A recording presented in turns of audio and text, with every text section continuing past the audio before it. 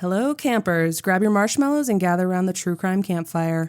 We're your camp counselors. I'm Katie. And I'm Whitney. And we're here to tell you a true story that is way stranger than fiction. We're roasting murderers and marshmallows around the true crime campfire.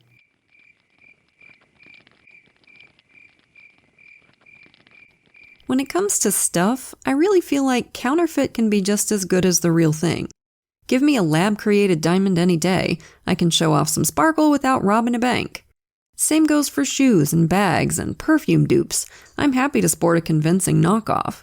Fake isn't always bad. But when it comes to people, it's a whole different story.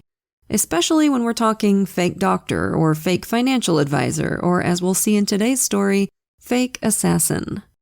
Join us for a story of counterfeit clout, astounding gullibility, and greed that when mixed all together led to a deadly conclusion. This is Tin Soldiers, the murder of Carole Garton.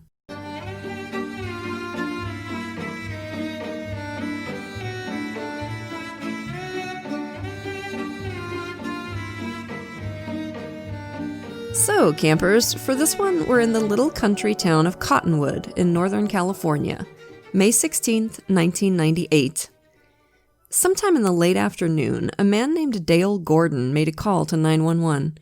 He was pretty calm. "We have a pregnant woman, and she's on the floor bleeding. Maybe somebody shot somebody here. I don't know what's going on. We just got home, just noticed her. It's my roommate's wife." Dale sublet a room in the house of his friends Todd and Carole Garton. It was Carole bleeding on the floor. When Todd got on the phone with the dispatcher, things suddenly got really weird. He seemed to be having some kind of flashback to his days in the Marine Corps. "I have a place, a zone. Get the airstrip on link with the paramedics. I need revival and oxygen on stat." When police and paramedics got to the Gartons' home on Adobe Road, they discovered Carole, 8 months pregnant, lying on the floor of the tiny bedroom. The paramedics had to pull her into the kitchen to have enough room to try the rescue efforts, but it was much too late. Carole had been dead for quite some time, shot twice in the head, twice in the torso, and once in the leg. It looked like she'd been shot while lying on the bed and then fell off of it. There was no sign of any forced entry into the house, which more often than not means the victim knew their killer. It was either someone they'd let in or someone who had keys of their own. Carole's husband Todd said that he, Carole, their roommate Dale, and Todd's friend Norman had gone to the gun show up the road in Anderson that day. Carole hadn't intended to stay for long, and when she left, Norman had asked for a ride back to Cottonwood in Carole's white Jeep.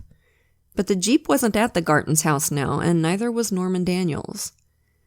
Norman, Todd told the detectives, was a casual acquaintance, not someone he knew real well. He worked at a gas station in Cottonwood. As far as detectives knew right now, he was the last person to see Carole Garton alive.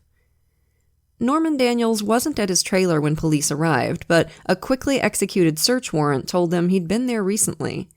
He'd come back to change clothes, and the ones he'd left behind had blood spatter on them. They also found a .44 caliber revolver under his pillow and what looked like shell casings for the same weapon in the front yard. They also found something weird in Norman's nightstand. What looked like a wax seal with an imprint they initially thought was a ram's head, but that on closer inspection was a scuba diver's head and mask with hoses coming off of it. They waited for Norman to come home, and the next day he did, looking like hell, like he hadn't slept at all. Norman initially said he'd spent the last day and a half at the lake and hadn't had any contact at all with Todd or Carole Garton. But when a detective asked if he wanted to come over and see Carole right there and then, Norm got real quiet and nervous. If he'd been out of touch at the lake, of course, he wouldn't know anything was wrong with Carole. He was arrested and taken back to the sheriff's office to be interviewed. And there, he eventually confessed to killing Carole. "I was jealous of the relationship Todd and Carole had," he said. "I was jealous of them." Norman kept talking about the murder and about his life, and the more he talked, the more he mentioned Todd Garton's name. Not to implicate him, but it sure seemed like Norm and Todd were pretty close. But Todd had told them he barely knew the guy. What was up with that? And who was Todd Garton, anyway? Todd was born in 1970 and started lying almost as soon as he could talk. If you want to be more generous, you might say he could spin a good yarn, but one way or another, he was as full of bullshit as the world's worst piñata. He was a bright kid with a comfortable middle-class upbringing, but nevertheless developed an intense jealousy for the wealthy. It wasn't enough that his own life was easy if someone else's life was better. Todd's tall tales really took off when he was 16 and his family moved from California up to Portland, Oregon. Nobody knew him here. He could invent a whole past for himself, and boy did he ever. A mediocre bass player, he and his drummer buddy Colin soon put together a band, Détente Touch, which really just sounds like they tried to get as close to Depeche Mode as they could. Détente Touch. Todd's new bandmates got to hear his reinvented history, inspired by his addiction to Soldier of Fortune magazine. There it is again. Yeah, all I need is an idiotic Mensa member, and I think I've got a bingo. When he was 12 years old, driven by patriotic pride in his Irish ancestry, Todd had stolen a credit card and flown to Belfast to try and find the IRA, which he did. He wanted to join. Now, you might think the IRA's response to that would be to give the kid a solid kick in the ass, but no. They were amazed at Todd's knowledge of firearms and their proper care and maintenance. Because as we all know, every American preteen knows more about guns than a decades-old paramilitary organization. Right. The IRA invited their new gun sensei to stay a while and share his secret knowledge. I'm imagining all these tough grown men sitting crisscross applesauce around an American middle schooler looking up with awe in their faces. Before then, I guess they'd just been chucking AK-47s at people instead of firing them. Soon, he was going out on missions with them and getting into gunfights with British soldiers, making kill after kill. We don't need to tell you this was all bullshit, right? We don't need to tell you that. Not. That's good. Okay. I mean, we've had people tell some massive lies on the show, but this might be the most ridiculous lie we've ever covered. And Todd's buddy Colin thought it was nonsense at first, but Todd kept telling the story and all the details stayed the same. So eventually Colin started to think it might be true. Which, dude, no, that just means he's smart enough to remember what lies he told what people. God's sakes, but bless your heart. Détente Touch was pretty much a garage band like a million others, but they struck a small nugget of gold when they got Carole Batchelor to sing for them. Carole, who took the stage name Ursula de Say, was way ahead of the others in talent. Once she was on board, they actually started to get some gigs. Todd nominated himself for the role of hype man and promoter, and he liked to lay it on thick. One flyer said, "To pass up seeing Détente Touch now would be the same as missing the Beatles when they started back in Liverpool. This band in later years will be brought up with the likes of The Doors, Jimi Hendrix, Janis Joplin, Buddy Holly, and Led Zeppelin." Damn. Todd didn't believe in the walk before you can run so much as rocket yourself to Mars before you can walk. There was, of course, a lot going on in the Pacific Northwest music scene around this time, with grunge slowly creeping to life, but that wasn't Détente Touch's scene. They leaned more towards 80s glam metal. The fifth member of the band was Hairspray. Decades later, Lynn Asen could still remember exactly when she first laid eyes on Todd Garton. She was 16 years old at Parkrose High School in Portland, and she'd just been chatting with some friends about the new boy from California when there he was, walking down the hall. Long, dark hair flowing, pretty much pure catnip for any girl on the hard rock side of the MTV generation. Lynn had cartoon hard eyes for Todd from minute one, and she had crushed even harder when she found out he was in a band. She had a friend introduce her to him and spent as much time as she possibly could around him. Teenagers aren't exactly subtle. Todd could see that Lynn thought the sun shined out of his ass, and he liked that. Within a few weeks, they were dating. Which I don't get it personally. I've seen pictures of Todd, in his Détente Touch days, and to me, he just looks like a guy who was probably still breastfeeding, in high school. But to each so their own, Lynn. Why is that such a good analogy? That's so perfect, yes. Because it's dead accurate. It's Y'all dead will see accurate. when we post the Yes. pictures. Todd also liked that there was apparently no limit to the amount of his bullshit that Lynn was willing to believe. By now, he had altered his most dramatic story a scoosh closer to believability. He told Lynn he was 15 years old when he went over to teach the IRA what guns were, not 12. A little bit better, right? He had a copy of the Anarchist Cookbook, the notorious guidebook on how to make bombs, booby traps, LSD, and anything else a would-be revolutionary might need. He gave it to Lynn. She had to hide it for him. If certain people knew he had the book, he'd be killed.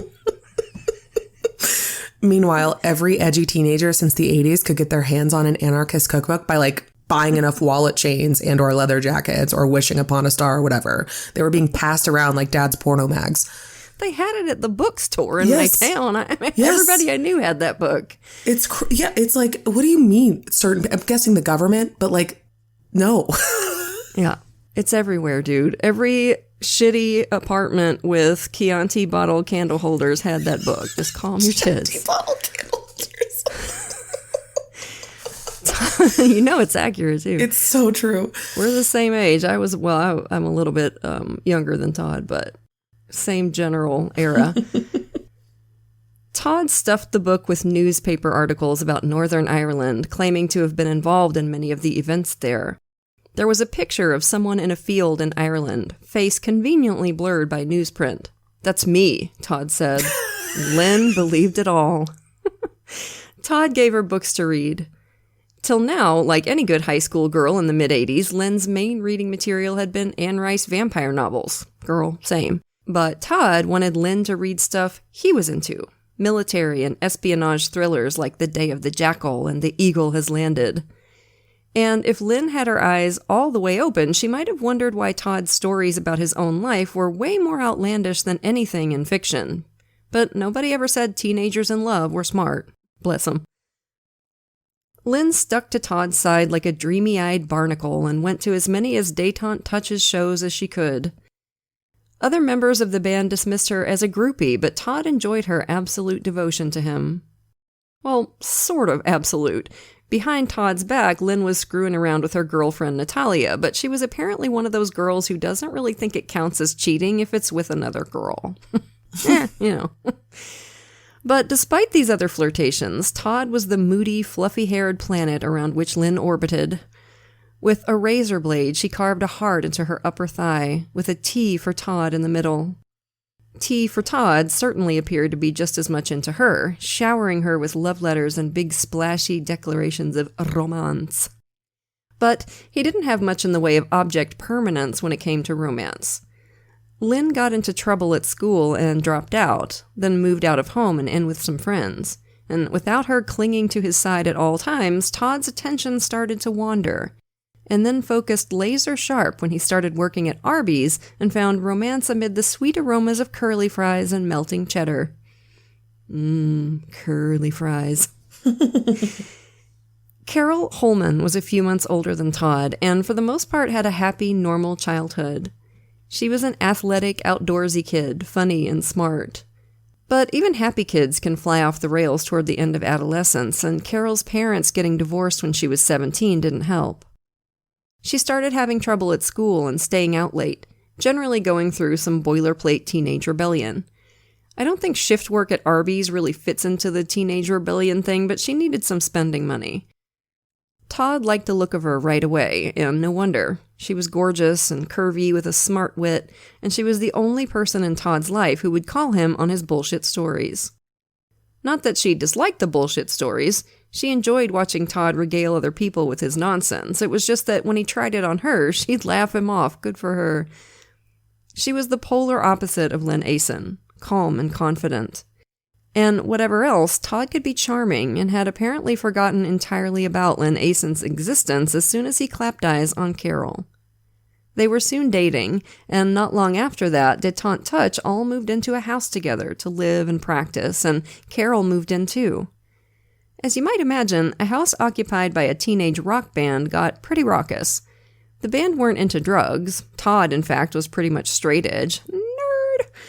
He'd claim this was because of his drunken gambler dad, but that was probably a lie. A lot of manipulators avoid intoxicants because it makes it harder to control people. And harder to remember what lies you told the next day. Yeah. But everybody else did plenty of drinking, and there was a lot of screwing around. High school kids and musicians were always crashing there, and there were a lot of impromptu parties. It was a party house. Todd was fun, but he could definitely rub people the wrong way, whereas Carole was pretty much universally liked. A lot of guys were jealous of Todd. Band member Shannon Colbank remembered more than once hearing guys at the house complain, "She's too good for that jerk," or words to that effect. That tidbit, by the way, comes from the book Kill or Be Killed by Robert Scott, one of our main sources for this case. Carole's parents shared that opinion and tried to talk her into moving out of the house. Her dad even threatened to have Todd arrested for contributing to the delinquency of a minor. Todd, the bullshit artist, acted so confident that Carole's dad thought he was about 5 years older than he was. In actuality, he was younger than Carole. And then Lynn Asen turned up again, like the bad penny. She tracked Todd down to Arby's, where the girls behind the counter told her that not only did Todd have a new girlfriend, they were already living together. Lynn was livid. Not with Todd, but with Carole, who, as far as Lynn was concerned, had swooped in and stolen her man. She started showing up to all the band's practices and making googly eyes at Todd, which made everybody uncomfortable. Except for Todd, obviously. Todd loved it. If it's great having one girl be really, really into you, isn't it twice as great to have two girls really, really into you? Ugh. There weren't many more band practices anyway. Todd's life strategy of over-promising and under-delivering was starting to bite Détente Touch in the ass. He talked the owner of the hottest club in town into booking them 2 Saturdays in a row, promising that at least 500 people would show up each night. But the crowd numbers were a lot closer to 5 than 500. And after that, nobody wanted to give them any gigs. Ursula, their only real standout talent, quit, and the whole thing just dissolved. And somewhere, Paul McCartney breathed a sigh of relief. The Beatles' legacy was safe, for now. Todd and Carole moved in with his parents, which at least stopped Lynn from turning up all the time.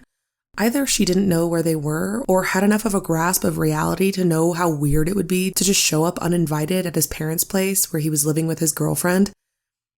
Lynn soon found a boyfriend of her own, but Todd called her regularly and sent her gifts and sappy letters. To Lynn, this told her that she still owned most of Todd's heart.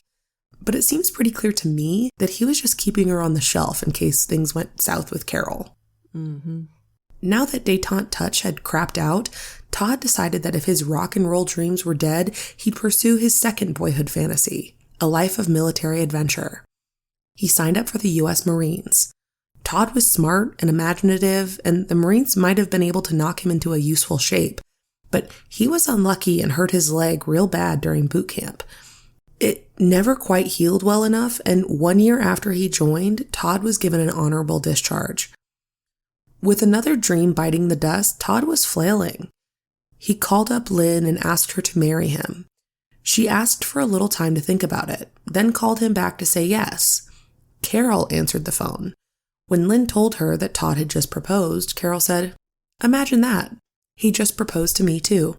Oh my God.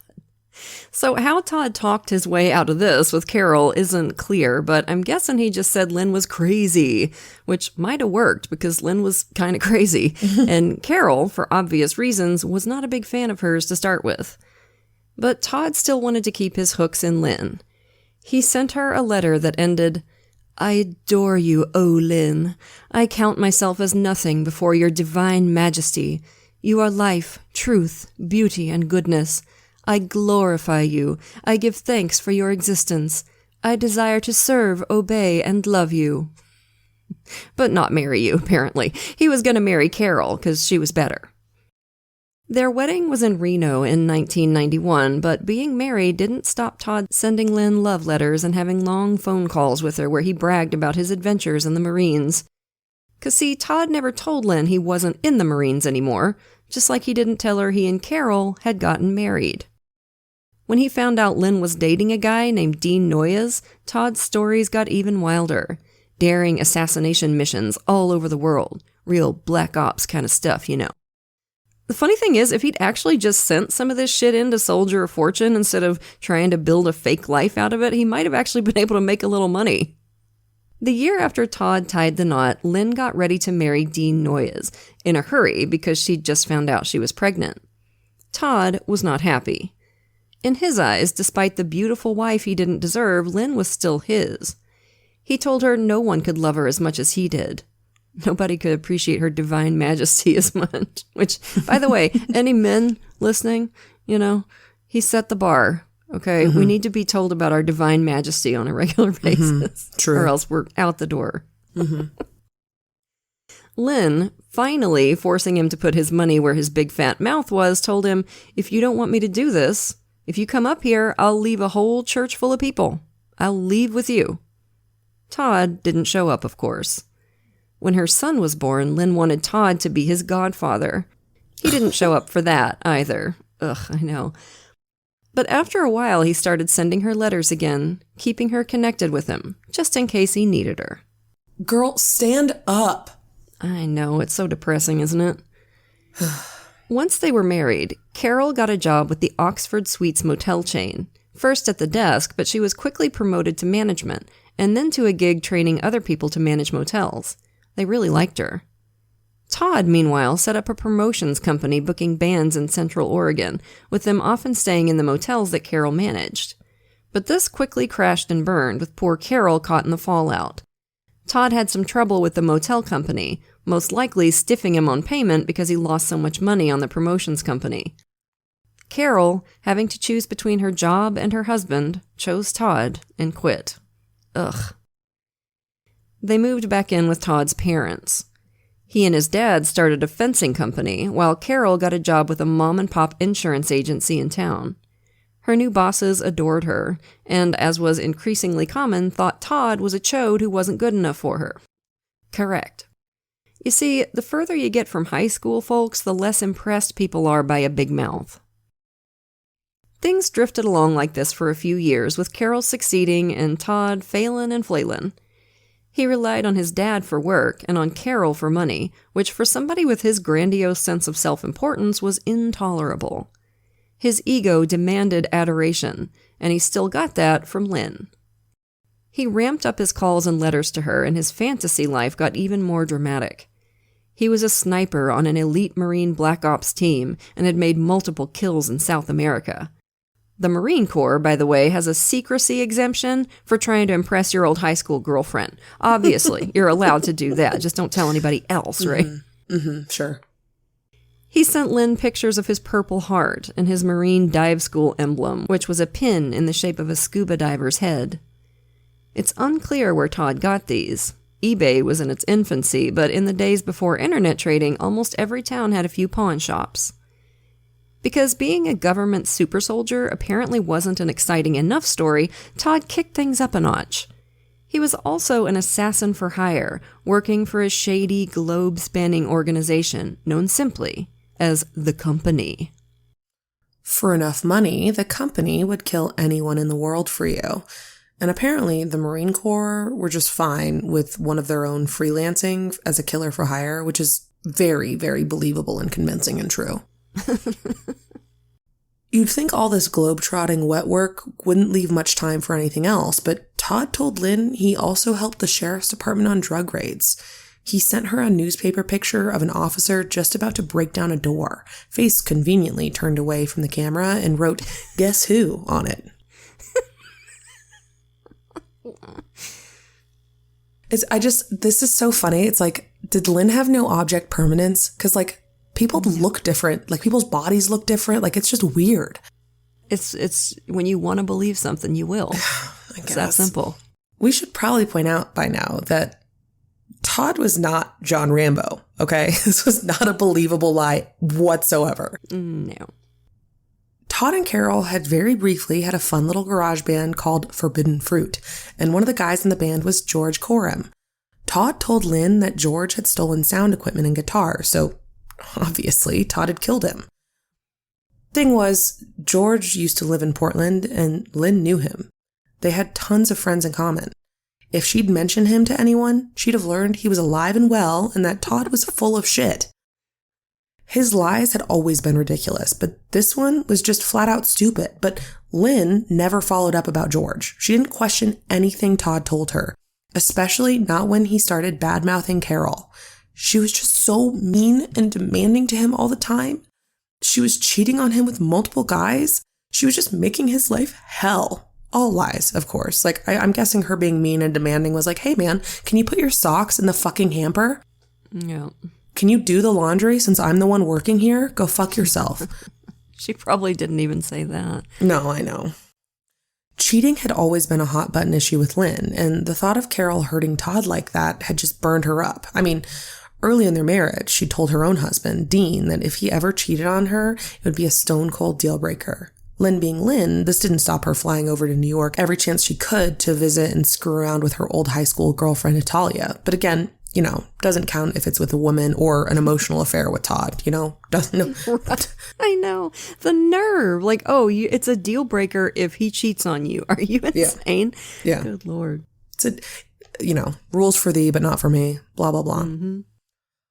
By 1996, Lynn's marriage to Dean wasn't going so great. She and Todd, the old high school sweethearts, started to have wistful conversations about how they could be together again. If only Dean and Carole were somehow magically out of the picture. By the fall, Todd had started talking openly about murder. As we've seen before on this show, people often don't take the person seriously in this situation, but Lynn took Todd seriously right away. As far as she knew, he was a professional assassin who had killed dozens, if not hundreds of people. But she just went silent when Todd started talking about murdering their spouses, neither encouraging or discouraging them. But a few months later, Lynn got a call from the husband of a woman Dean worked with. My wife and your husband are having an affair, the guy said. And when Lynn confronted Dean, he admitted it was true. The next time Lynn spoke to Todd, she said, go ahead, take him out. It didn't hurt that Dean had a $125,000 life insurance policy. Lynn wanted that money and could use some of it to pay the company to kill Dean. Now, I hope y'all aren't going to be too disappointed about this. Just prepare yourself, but there was no company. Okay, just Todd and his big bag of bullshit. What? I know, oh, sorry. No. Say it isn't true. But he was happy to kill Dean Noyes, although he wanted some backup for the mission. A couple years earlier, a mutual friend had introduced him to Dale Gordon. Dale had been in the Marines and was kind of an asshole, so he and Todd had a lot in common and hit it off right away. And when Todd started spinning all his special ops stories, Dale swallowed him whole. In real life, Todd hadn't been a Marine for very long, but he'd picked up enough to be able to talk about it convincingly, and he had all his pawn shop medals and emblems. Dale would later say he just couldn't believe one Marine would lie to another, which I think was just his way of trying to find an excuse for the truth, that he was a sucker.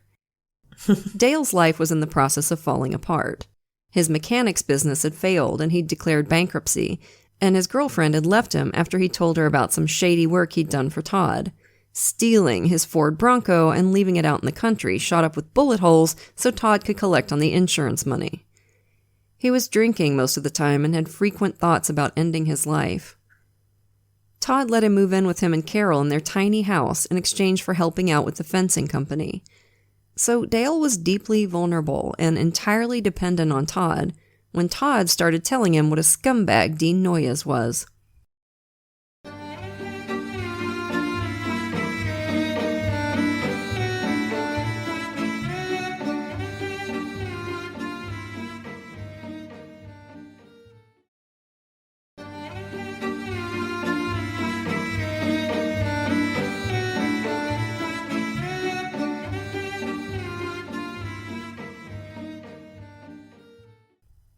Dean's wife, Lynn, Todd said, had fought alongside him for the IRA in Belfast. Depending on which of his IRA timelines Todd was sticking to, she would have been either 11 or 14 years old at the time. Most of his bullshit relied on people not looking too closely at the details. Dean, Todd said, was abusive, beating Lynn regularly. He'd promised to kill her if she left him. The company had agreed to kill him, and Dale would get $10,000 if he helped. Dale agreed. They went up to Portland on what Todd called a reconnaissance mission, which mainly involved him and Lynn boning in a motel room. The actual hit wouldn't be attempted till the next year, by which time Todd had decided he needed a third member of his dumbass crew because Dale Gordon was messed up and kind of flaky. So he turned to Norman Daniels. In 1993, Todd had briefly attended Shasta College in Reading, which is where he'd met Norman. Norman had noticed Todd struggling in the computer lab and offered to help. They soon discovered they had the military in common. Todd told Norman he was still in the Marines and was recuperating after breaking both his legs jumping out of a helicopter on a Black Ops mission in South America. Norman looked like the kind of person at home in a computer lab, a quiet, wide-eyed guy who could almost but not quite grow a mustache. In fact, of Todd Garton's 3 schmucketeers, he'd had the most exciting military experience as an airborne infantryman based in Alaska at a time when that meant you'd be quickly into action if trouble started with the Soviet Union. But all through his life, people had noted how naive and gullible Norman was.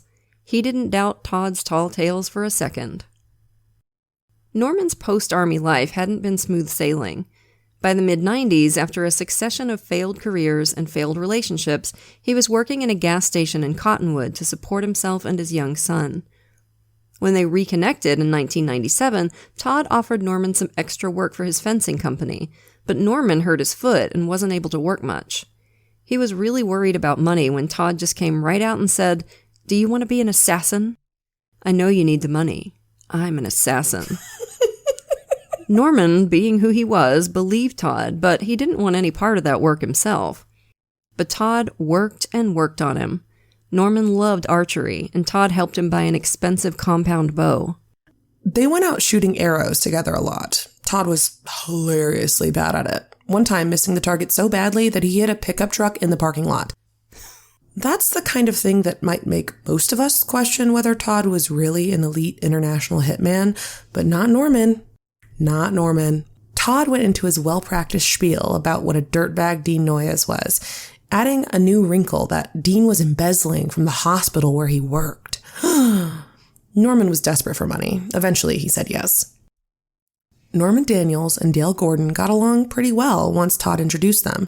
In fact, if Todd had conveniently disappeared in a puff of smoke, they might have made something of themselves. When he was in the Marines, Dale Gordon had created a role-playing game called World of Chaos, where people had violent car chases and gunfights in the streets. Sort of like a tabletop version of Grand Theft Auto. His fellow Marines had loved it, and Dale still harbored some vague hopes of publishing the game. Norman, meanwhile, had created a simple player versus player video game where 2 people ran around a maze picking up weapons and trying to shoot each other. When they got together, Norman started helping Dale put together a website for World of Chaos so people could play it online. Wow. They were both kind of fuck-ups, so that probably wasn't going anywhere, but it might have.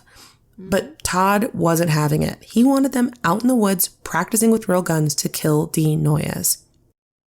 He also showed them training videos, which were pretty much just any action movie with a sniper in it. Well, I think that's how the military prepares for missions, right? I mean, like a fighter pilot's briefing is just showing them Top Gun to get them in the mood. Yeah, and Army surgeons warm up by watching a couple episodes of Grey's Anatomy. Sure. Todd also introduced a new character, Natalia, Lynn's on-again, off-again girlfriend in New York, and I'm 100% sure this was because Natalia is the kind of name that fits in spy stories. Absolutely. Yeah.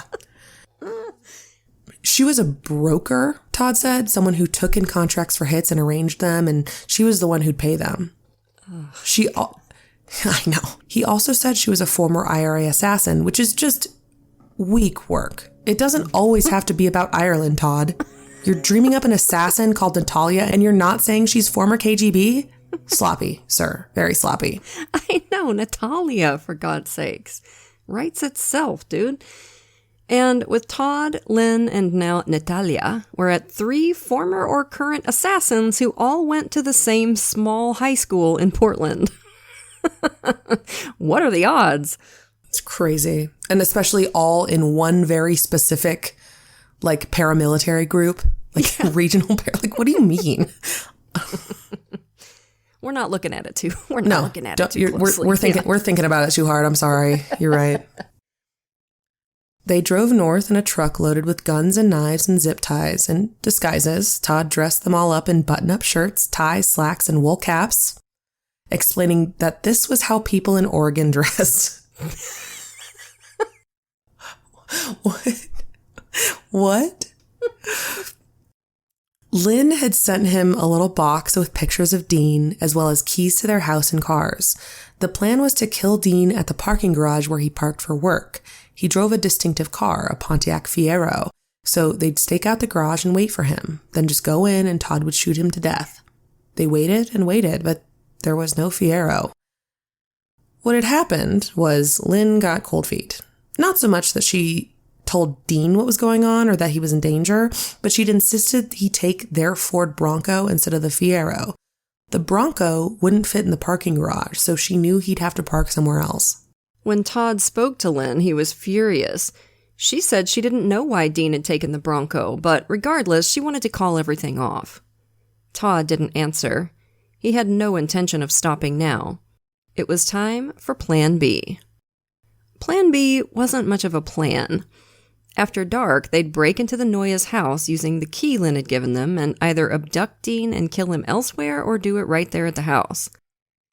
They parked at a strip club a quarter mile from the house and walked down the street in their Oregon disguises, carrying gun cases and wearing earpieces and microphones.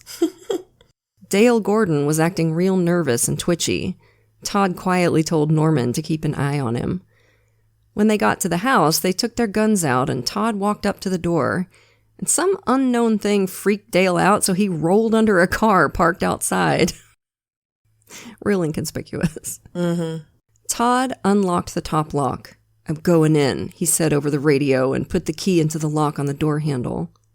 But it wouldn't turn. He tried for a few seconds, then panicked. He turned and started running down the street. "The cops were called," he said over the radio. "We gotta go! Abort! Abort! Mission scrubbed!"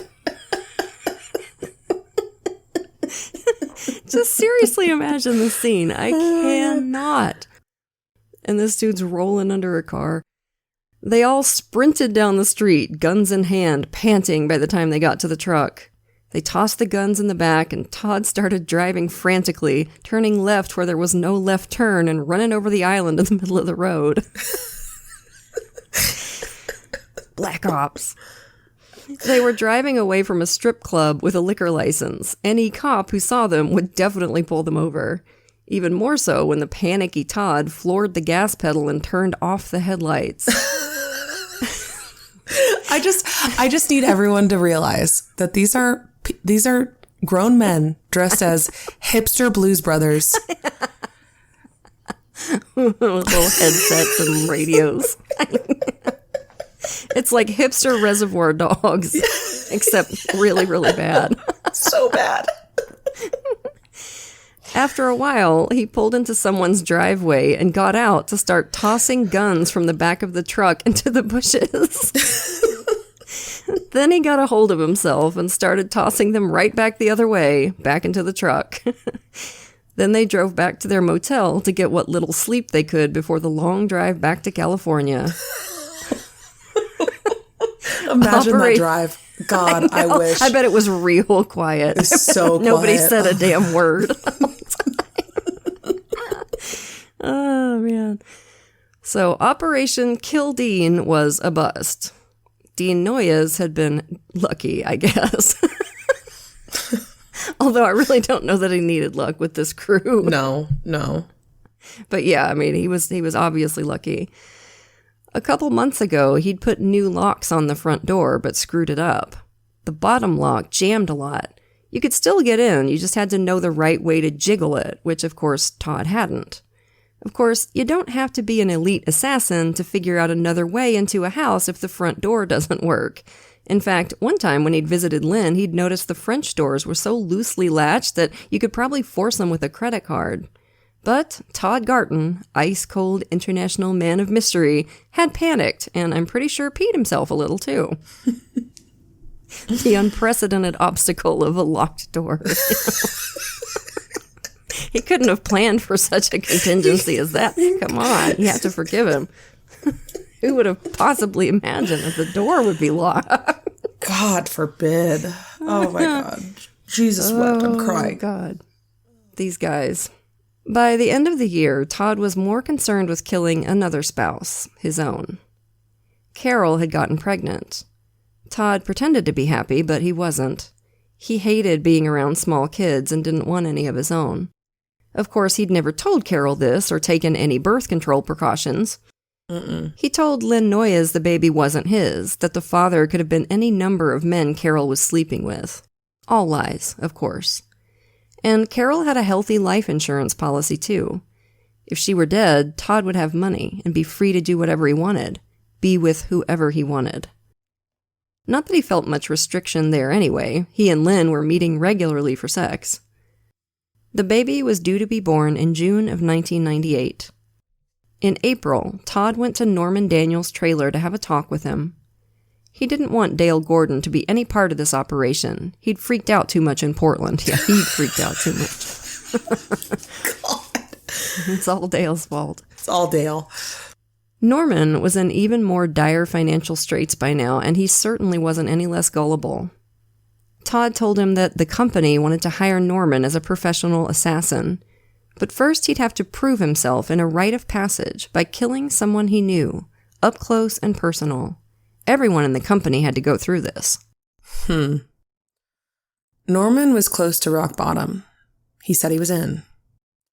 Todd told him the leader of the company, Colonel Sean, as in Connery, would be in touch.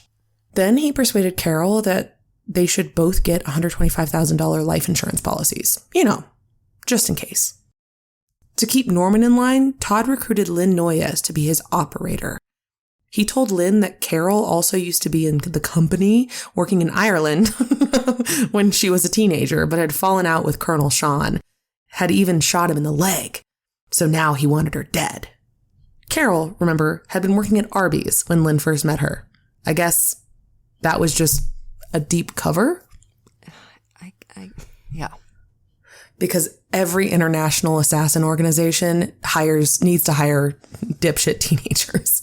I'm not calling Carole a dipshit. It's just every teenager's a dipshit. You know what I mean? Right.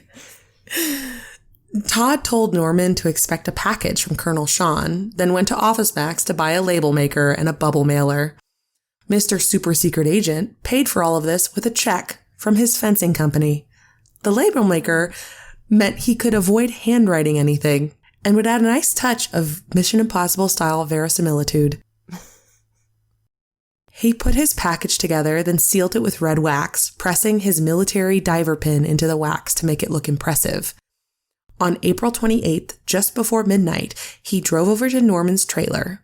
In the weak light in front of the trailer, his face grim, Todd handed over the package to Norman. On the front were 2 strips of words, newbie recruit and patriot recruiter. Norman knew Todd's company codename was Patriot. He was the newbie recruit. Norman made to open the envelope, but Todd stopped him. Wait a second, he said. If you open that, you're going to have to do what it tells you in that package, or you'll end up dead. Norman had already made that choice, though. He opened the envelope. Inside were 3 photographs of Carole Garton. In one, everyone else in that picture had their faces X'd out with a green marker, but Carole's head was circled. Todd had already told Norman that his target would be circled like that. On the back of the photo, there were more strips of letters. If you don't complete this mission, you will be terminated. Boy. No way, Norman said. Todd took the photo, looked at it as if surprised, then sighed. Norman complained that he couldn't possibly kill Carole. You've got to do it, Todd told him. There's no way out. He looked at the photo and sighed again. Well, at least it isn't me, he said. I hate him. I hate him so much. Such a believable reaction for a husband of a pregnant wife to say, oh, well, yeah, you're going to have to kill my wife. At least it's not me. Fucker. Norman, come on, man. It's hard to watch. It's hard to watch. After Todd left, Norman mostly followed his instructions to destroy everything in the package. He tore up the photos and flushed them down the toilet, burned the envelope outside on his grill, but the wax seal had fallen off, and Norman kept it in his nightstand. He didn't doubt all this bizarre company stuff was true, but he knew it would be hard for an outsider to swallow. Life had not taught him to be an optimist, and he was already sure something was going to go wrong. He wanted the seal and its weird imprint as a small scrap of proof of what was going on. Lynn's job was to soothe Norman's doubts and cajole him into actually carrying out the murder, mostly via email. Lynn still believed this was to be a company hit, but because of the lies Todd told her about Carole and his marriage, she suspected he'd helped arrange it. She didn't care. She'd never liked Carole. Todd told her to be friendly with Norman. If Norman needed a firmer hand, Colonel Sean would get in touch too. Colonel Sean, of course, was Todd, though Lynn had no idea of that. Lynn was certainly friendly. After they were comfortable with each other, Norman invited her with him to Vampire Tavern, an online role-playing game that was really just a glorified AOL chat room. The goal was to talk someone into letting you feed on them. Seduction, basically, because all this story needed was some flippin' 90s fake vampire shit. Good God.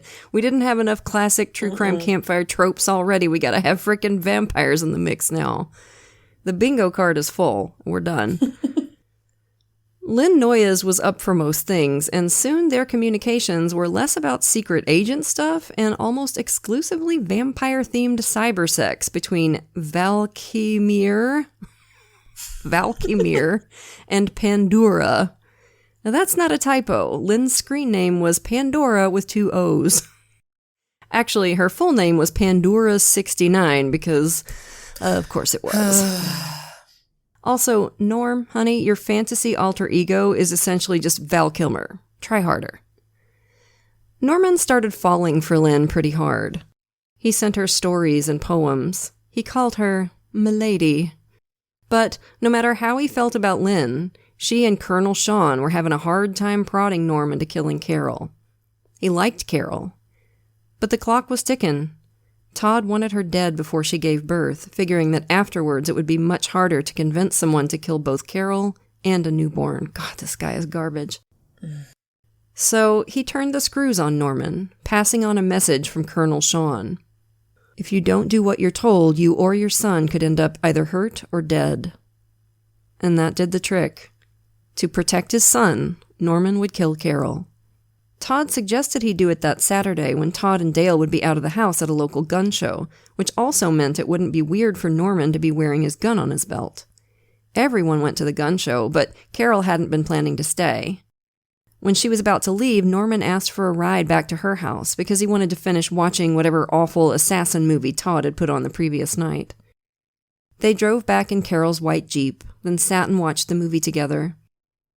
Norman had a blanket across his lap, and underneath it, he had the gun out. He was trying to work himself up to shooting Carole right there in her chair.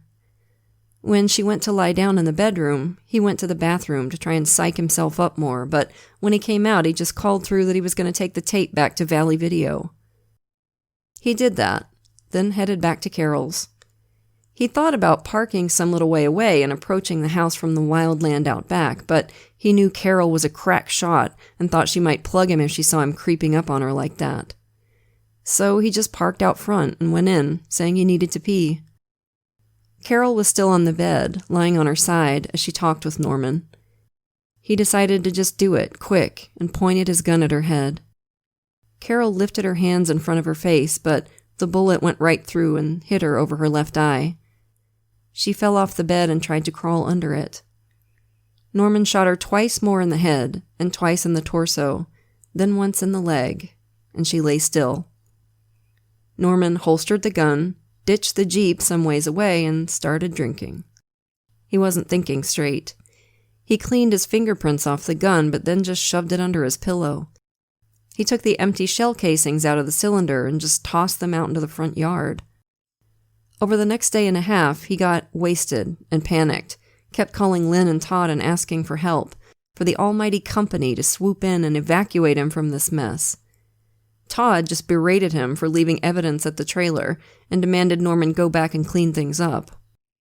Eventually, he did. He expected the police to be waiting for him there. He just didn't care.